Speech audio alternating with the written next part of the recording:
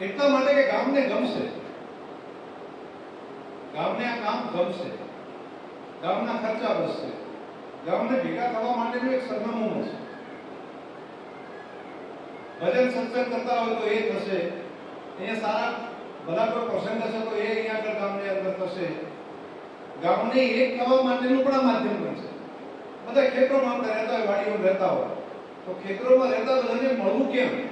ગામમાં પહેલા મકાન હતા, ધીમે ધીમે તો આપણે બધા ખેતરો મોટા ભાગે રહી ગયા.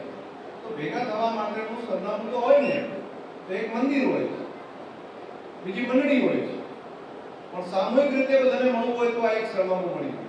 આ બહુ સારું કામ કર્યું અને આ કામને અનેક લોકોને સ્વીકારશે. અનેક લોકો આમાંથી પ્રેરણા લઈને આવી વાડીઓ બનાવવાનું કામ પણ ગામો કરશે. અને તમે સમન્વય પર ભેગો કર્યો કે આમ તો માણસ હોશિયાર છે ને, એટલે 8 લાખ એમએલએ ના અને બીજા વિવેકાધીનના એ કેટલા થયા? 18 લાખ. 18 લાખમાં બધું થઈ ગયું. એટલે બહુ સરસ કહેવાય. એટલે 10 લાખ વિવેકાધીનના, 8 લાખ એમએલએ ના, આ બે ગ્રાન્ટોનો સમન્વય કરીને આવું સરસ મજાની વાડી બનાવી છે. હું તો એ જોઈને મને ખૂબ રાજી છું. બહુ સરસ, બહુ સારી વાત.